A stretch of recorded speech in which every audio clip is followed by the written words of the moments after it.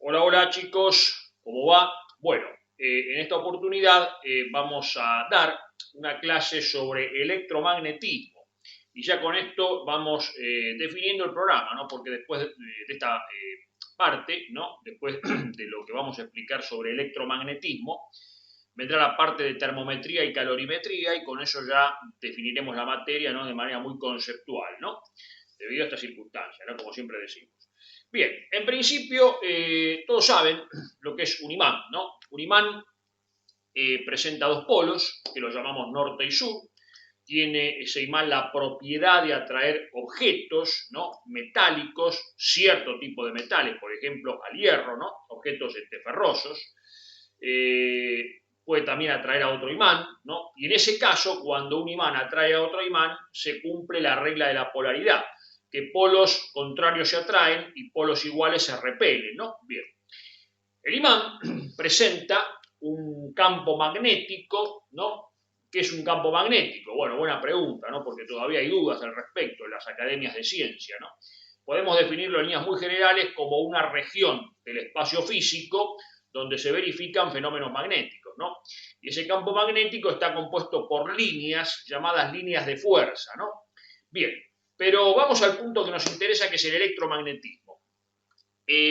Un científico dinamarqués, Oester, hace muchísimo tiempo, descubrió accidentalmente que si por un conductor, yo voy a usar esta lapicera como si fuese un conductor, ¿no? Si por un conductor circula una corriente eléctrica, se produce en ese conductor un campo magnético. Cuando deja de circular la corriente eléctrica, ese campo cesa, desaparece. ¿Cómo se dio cuenta de esto? Bueno, porque ese conductor accidentalmente estaba cerca de una brújula. Saben que ustedes saben que la brújula es una aguja magnetizada que nos permite orientarnos en función del campo magnético de la Tierra, ¿no? Bueno, cuando ese conductor estaba cerca de esa brújula y pasó corriente eléctrica por el mismo, la aguja se desvió, o sea, indicó la presencia de un campo magnético. Cuando dejó de circular corriente, la aguja volvió a su posición. En conclusión, cuando por un conductor circula una corriente eléctrica, se produce en el mismo un campo magnético. Y de ahí que se lo denominó efecto Oester. Ahora, ¿qué sucede? Vamos a ver este dibujo que les hice. Si el conductor se arrolla en forma de espiga, conformando lo que se denomina bobina o solenoide. Bueno, en este caso el campo se va a intensificar, ¿no? Sobre todo en el interior de la bobina, ¿no? O solenoide. Acá vemos en líneas rojas, ¿no? Al campo magnético, que como dije está conformado por líneas de fuerza. Bien, cuando circula corriente eléctrica por la bobina, como dije, se produce un campo magnético y esto se comporta como un imán, con sus dos polos, porque sabemos que un imán tiene dos polos, norte y sur. Para saber cuál es el norte y cuál es el sur, aplicamos la denominada regla del tirabuzón. Ustedes imaginan así un tirabuzón, un sacacorchos, ¿no? Si el sacacorchos gira en el sentido en que gira la corriente eléctrica, el sentido en que circula la corriente eléctrica por la bobina, si hacemos girar el sacacorchos en el sentido en el que circula la corriente eléctrica por la bobina, va a avanzar, ¿no? Y la punta del mismo va a salir por el polo norte. O sea que la punta nos va a indicar el norte y lógicamente el otro va a ser el sur. Y las líneas de fuerza van siempre del sur hacia el norte. ¿Se entiende? Bien. De esta forma podemos conocer justamente los dos polos, norte y sur, de esa bobina o solenoide que al circular corriente eléctrica se comporta como un imán. Y lógicamente cuando deja de circular corriente eléctrica desapareció el campo magnético y ya deja de ser un imán. Ahora bien, para saber la intensidad de ese campo, que lo definimos como la cantidad de líneas de fuerza que pasan por un centímetro cuadrado de una superficie perpendicular a esas líneas, empleamos esta expresión, ¿no? La intensidad de campo, como dije, la intensidad del campo magnético se mide por la cantidad de líneas de fuerza que pasan por centímetro cuadrado y eso se lo denomina Oester, ¿no? la unidad es el Oester, en honor a este físico que yo les mencioné, Oester, que fue el que descubrió justamente el campo magnético originado por una corriente, ¿no? O sea que fue el padre, por así decir, del electromagnetismo. Antiguamente se lo llamaba Gauss, ahora se denomina Oester, aunque en realidad hay una unidad que es el microtesla, que se la utiliza, por ejemplo, en comunicaciones inalámbricas, ¿no? Cuando tenemos que hablar del campo electromagnético, que en realidad lo que se mide es el campo magnético, pero eso es otro tema que acá no lo vamos a abordar. Bueno, entonces, como decía, para conocer la intensidad del campo magnético, empleamos esta formulita muy sencilla, donde N es el número de espiras o el número de vueltas de alambre de cobre aislado que tiene la bobina o solenoide. Y es la intensidad de la corriente que circula en amperios, ya sabíamos que la corriente se mide en amperios, y L minúscula es el largo de la bobina en centímetros. Hay que tener cuidado con las unidades, para que esto nos dé en Oester. ¿Sí? Muy bien. Bueno, vamos a ver ahora qué entendemos por electroimán. Dijimos que la bobina o solenoide se comportaba como un imán con sus dos polos, norte y sur, por el campo magnético que originaba, siempre y cuando circule corriente por la misma. Ahora, ¿qué sucede si dentro de la bobina introducimos un núcleo de hierro? Ese núcleo se va a magnetizar, va a concentrar las líneas de fuerza, ¿no? Y ese núcleo se va a transformar en un imán físico, también lógicamente con sus polos norte y sur. Por lo tanto, a esa bobina o solenoide, que en este caso, en vez de tener un núcleo de aire, tiene un núcleo de hierro, lo llamamos electroimán. El electroimán es de fundamental importancia en la técnica porque a partir del electroimán se fundamentan todos los aparatos eléctricos, motores, transformadores, relevadores, etc. Como aplicación técnica, que es lo que nos interesa a nosotros, porque es la escuela técnica, vamos a ver cómo funciona el motor eléctrico. Bueno, el motor eléctrico, por empezar, es una máquina que transforma la energía eléctrica en energía mecánica. Dijimos que las máquinas son transformadores de energía, no pueden crear energía, ¿no? La máquina transforma un tipo de energía en otro tipo de energía. Un motor de combustión interna transforma la energía calórica de un combustible en quemarse en trabajo mecánico útil, ¿no? El motor eléctrico transforma la energía eléctrica en trabajo mecánico útil también. Bueno, lo que vamos a explicar es un motor de corriente continua con imán permanente, en forma muy didáctica. Esto es un motor que yo lo dibujé de manera muy simple para que ustedes entiendan el funcionamiento. Y después vamos a ver un motorcito, ¿no? Didáctico, pero real, para que ustedes justamente vean el funcionamiento de un dispositivo real. Bueno, básicamente el motor se divide en dos partes, bien diferenciadas. La parte fija, llamada estator, y la parte móvil, llamada rotor. Vamos a nombrarlo según el número de partes que figuran en el esquema. Tenemos 1, el buje de apoyo. Esto permite que el eje, ¿no? 4, pueda girar. Tenemos dos bujes, el superior y el inferior. 2, tenemos un elemento que es el colector inversor de corriente, que después vamos a ver qué finalidad cumple. 3, tenemos, como dijimos, el rotor. Tenemos 4, el eje. 5, el estator, la parte fija. 6, tenemos las escobillas, que en la práctica son los famosos carbones, ¿no? Que se usa el carbón justamente como es un material blando para que se gaste y no se gaste el colector, ¿no? Porque roza. Y 7 es la separación entre rotor y estator, que es una separación muy pequeña para que el motor no pierda rendimiento, llamada entrehierro. O sea, es la distancia entre los hierros, ¿no? Del estator y el rotor. Bueno, acá en la parte superior del dibujo vemos el colector visto de arriba, ¿no? Bueno, vamos entonces, explicadas las partes, ver cómo funciona esto. El estator es un imán en forma de herradura permanente, ¿no? Es un imán que permanentemente posee un campo magnético. El rotor, como dije, es un electroimán. Esto fíjense que ya no es un imán, es una pieza de hierro, también en forma de herradura o en forma de U, que tiene un arrollamiento bobina y todo este conjunto es el electroimán. Las dos conexiones de la bobina del electroimán se conectan al colector. El colector, que es el inversor de corriente, como vamos a ver, está conformado por dos semianillos de cobre. Esto es un motor elemental. Los motores, como vamos a ver después, de uso comercial tiene más de un anillo porque hay más de un polo. Esto es un motor de dos polos nada más. Un motor bipolar.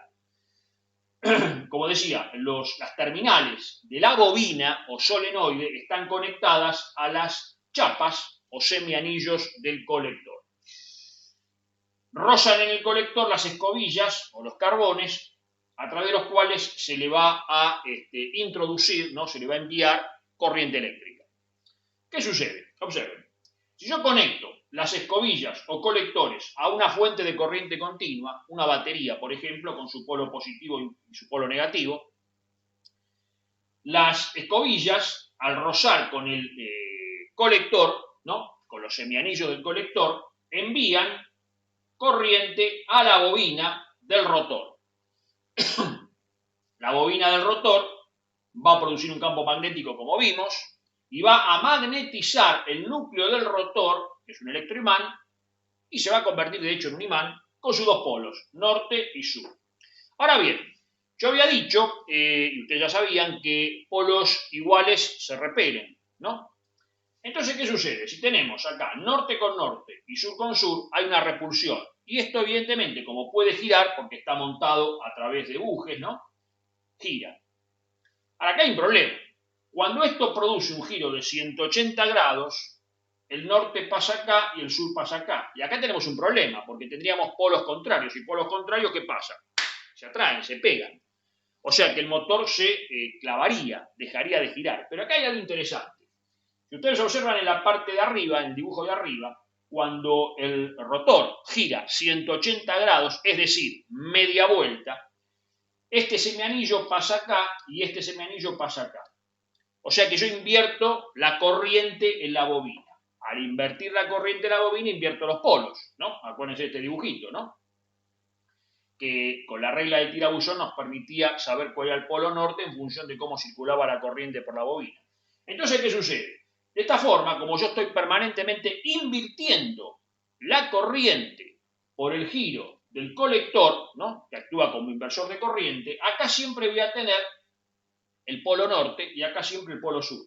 Porque cuando el norte pasa acá se transforma en sur, cuando el sur pasa acá se transforma en norte. Y como siempre tengo polos iguales, siempre hay repulsión. Y el giro es permanente, es decir, que el funcionamiento del motor es continuo, que es lo que yo quiero, un movimiento rotativo, ¿no? Continuo. Bien, esto es básicamente cómo funciona un motor de corriente alterna imán permanente. Lógicamente que hay motores mucho más complejos, ¿no? Y les tengo que decir que el motor eléctrico es evidentemente el futuro, ¿no? En todo lo que es propulsión de vehículos. A ver, no solamente el motor eléctrico, porque la tecnología de hoy en día se proyecta al híbrido, es decir, la combinación de los motores de combustión interna, que ustedes ya empezaron a estudiar en el taller y van a estudiar en otras materias, conjuntamente con el motor eléctrico. Bueno, para que esto se termine de entender, vamos a ver, según lo prometido, cómo funciona, ¿no? Un motorcito eléctrico didáctico, pero real. Bueno, acá lo que ustedes pueden apreciar es un motor didáctico que yo les armé, que yo les fabriqué, usando piezas o partes de un motor real, ¿no? En principio vamos a describir, ¿no? Las partes constitutivas, ¿no?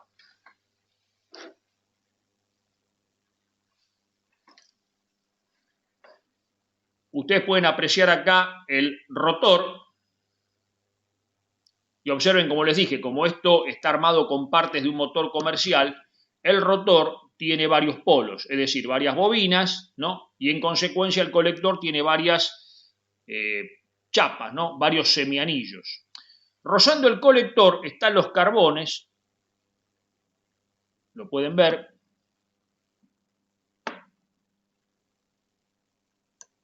Vamos a acercar la cámara. Acá pueden ver el carbón o la escobilla, ¿no? Y después, lógicamente, los dos imanes. que a diferencia del dibujo, esto no es un imán en forma de herradura, son dos imanes individuales. El eje, el buje inferior, el buje superior, a los efectos de que esto pueda girar, ¿no? ¿Ven? Está todo armado en una madera, a modo de soporte, ¿no? Bien. Bueno, yo lo que voy a hacer ahora es conectar el motor a una fuente de corriente, una fuente de alimentación de corriente continua, ¿no? Y fíjense lo que sucede.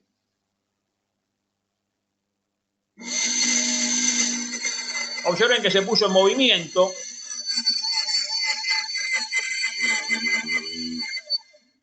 Observen las chispas que hay entre el carbón o escobilla y el colector, lo que indica el paso de la corriente.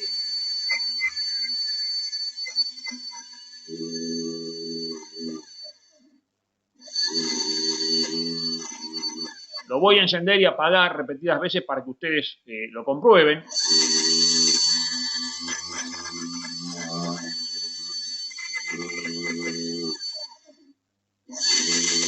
Ahora observen, voy a invertir el sentido de la corriente.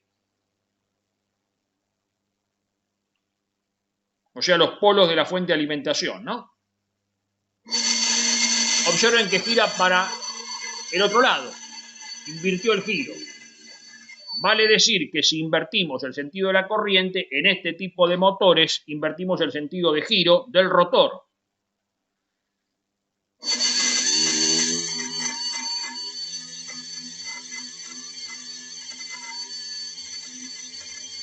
Bueno, creo que con esto ya se tiene una idea clara de cómo funciona el motor eléctrico de corriente continua. Repito, de capital importancia, tema de capital importancia, porque hoy en día los vehículos ya incorporan, que es nuestra especialidad, lógicamente, automotores, los vehículos ya incorporan como planta propulsora motores eléctricos. Bueno, vamos a continuar ahora con otros temas del electromagnetismo. Bueno, ya en la última parte de esta somera explicación sobre el electromagnetismo, vamos a explicar el fenómeno de la inducción electromagnética. Imaginemos ahora, o mejor dicho, veamos en este dibujo que yo les hice, dos bobinas o dos solenoides, ¿no? Enfrentados o pueden estar bobinados en el mismo núcleo. Ojo, estamos hablando de un núcleo, por ejemplo, de cartón, porque en realidad el núcleo es de aire acá, ¿no? Esto no es un electroimán. Tenemos dos bobinas, ¿no? Enfrentadas.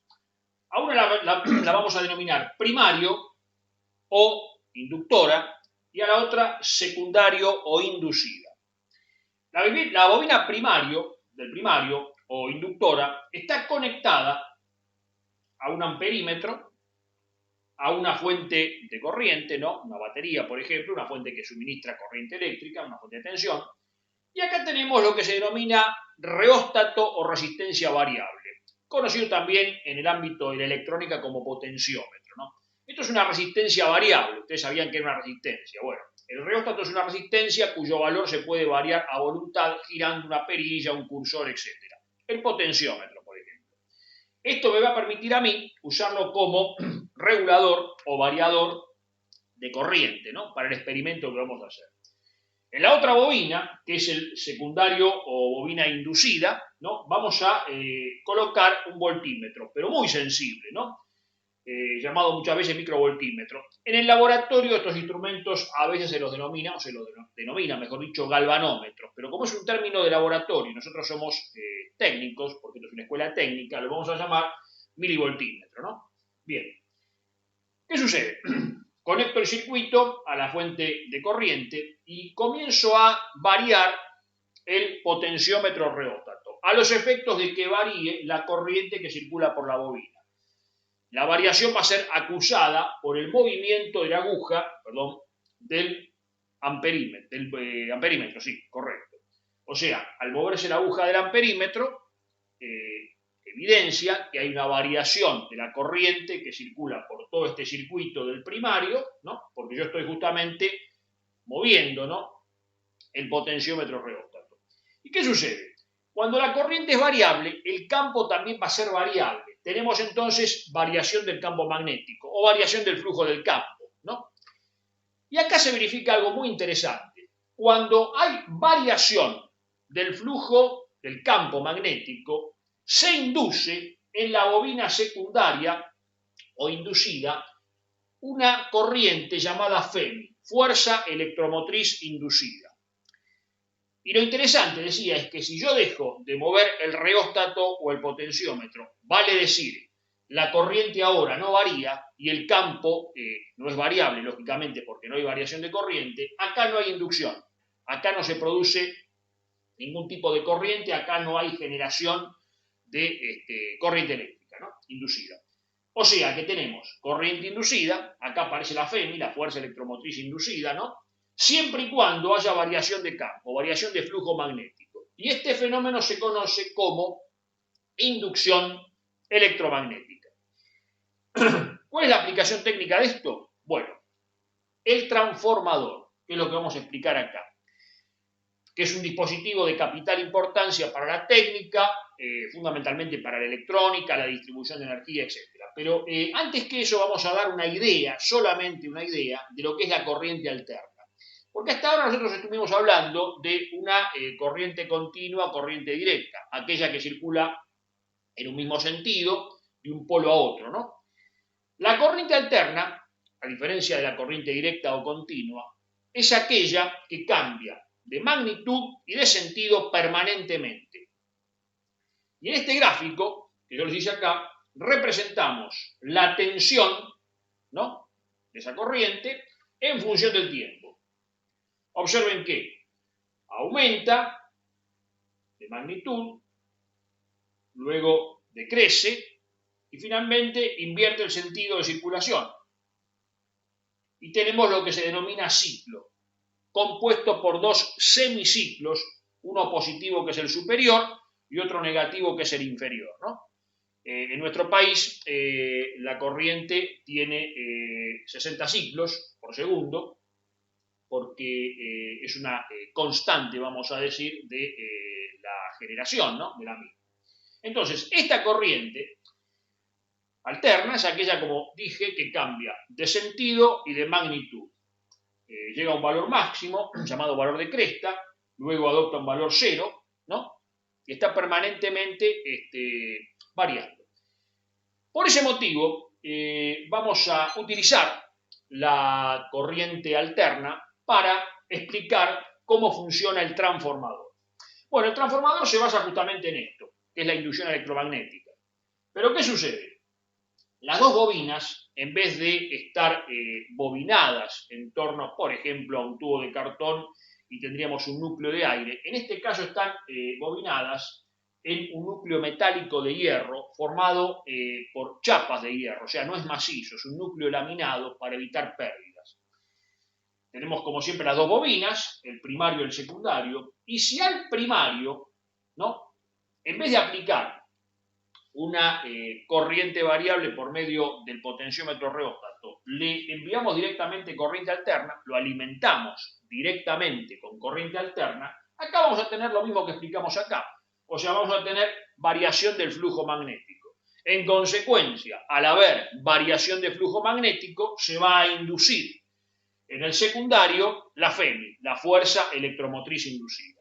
Y ustedes dirán, ¿para qué sirve esto? Bueno, acá arriba yo les dibujé una formulita que se denomina relación de transformación, donde tenemos las tensiones, tanto del primario como del secundario, y el número de vueltas o el número de espiras que tiene cada bobinado.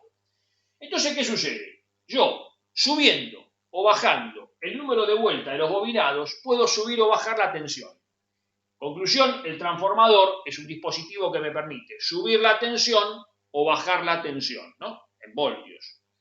Funciona, lógicamente, siempre en corriente alterna. No puede funcionar en corriente continua porque no habría variación de flujo. Y como decía, es de capital importancia el transformador porque cuando se distribuye, por ejemplo, la energía eléctrica, se hace esa distribución en valores enormes de tensión, ¿no? 500.000 voltios. Pero después hay que bajarlo eso, ¿no?, justamente. Y se baja con el transformador. O sea, se sube con un transformador desde la planta generadora, se lo distribuye y luego se lo vuelve a bajar con otro transformador. ¿Por qué se la distribuye en alta tensión? Bueno, porque lógicamente con eso reducimos el diámetro de los cables, ¿no? En la electrónica, vamos al caso, por ejemplo, del teléfono celular de ustedes, de la computadora, de cualquier dispositivo electrónico. No funciona directamente con 220 voltios, que es la tensión que nos provee el tomacorriente, ¿no?, de nuestras casas, porque se quemaría.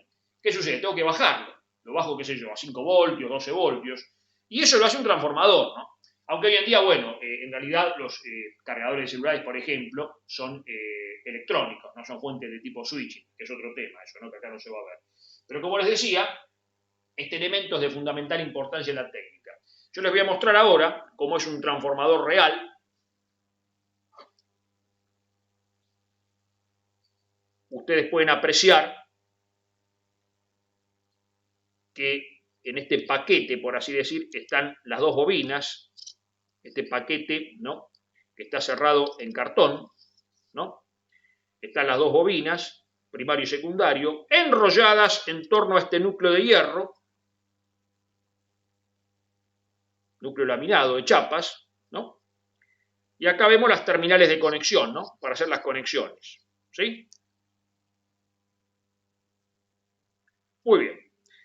Bueno, para finalizar vamos a dar una idea, solamente una idea, de cómo funciona ahora el motor eléctrico pero de corriente alterna. Y ustedes van a ver, después de esta explicación, que este motor es mucho más sencillo que el motor de corriente continua, presenta incluso un menor número de partes constitutivas, es mucho más económico y menor desgaste porque no tiene colector.